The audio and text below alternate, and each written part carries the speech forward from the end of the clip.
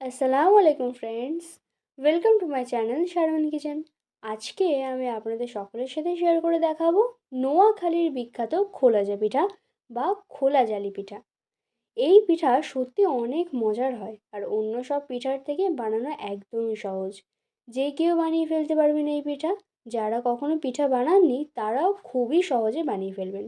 তো চলুন দেখে নেওয়া যাক আজকের আমার এই রেসিপিটি।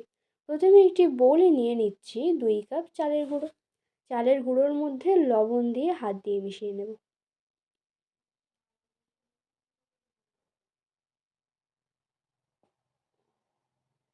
মিশিয়ে নিয়ে অল্প অল্প জল দিয়ে পিঠার ব্যাটার বানিয়ে নেব।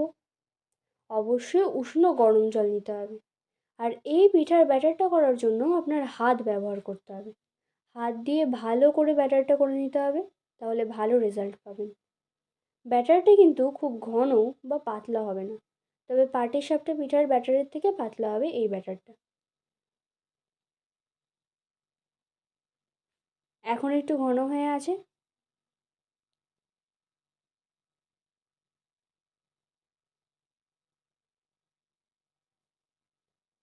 পরে আবার একটু জল ইউজ করব।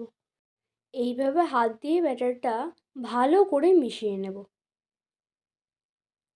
এখন একটু ঘন আছে, পরে আবার একটু জল ইউজ করব। এখন একটি বাটিতে 2টি ডিম নিয়ে নিচ্ছি। ডিমটা ফেটিয়ে নেব।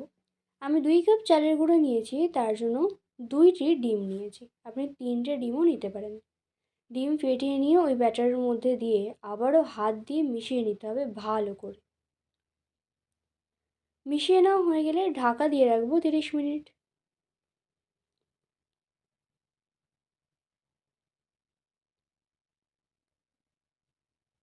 30 মিনিট পর ঢাকা তুলে নিয়েছি, আর একটু জল দিয়েছি।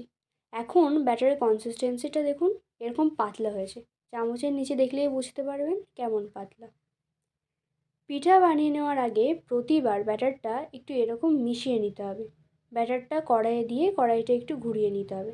আর গ্যাসের ফ্লেম একদম হাই রাখতে হবে। পিঠা দেওয়ার পরেই দেখবেন অজস্র জালি হয়েছে। সেই জন্যই এই পিঠার নাম জালি পিঠা। সাইডে এরকম ছাড়িয়ে আসলেই পিঠাটা তুলে নেব। একইভাবে সবগুলি বানিয়ে নেব।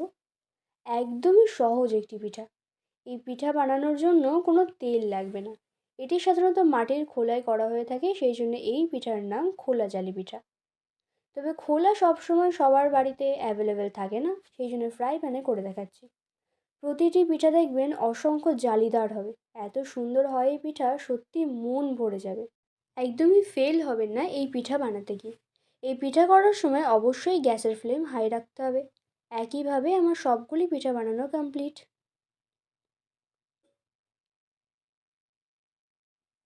দেখুন কত সুন্দর হয়েছে পিঠাটা, আর একদম সফট। যে কোনো মাংসের সাথেই খেতে পারেন। প্রতিটি পিঠার অপর পিঠ দেখুন কত সুন্দর হয়েছে। আমি চিকেনের সাথে সার্ভ করছি।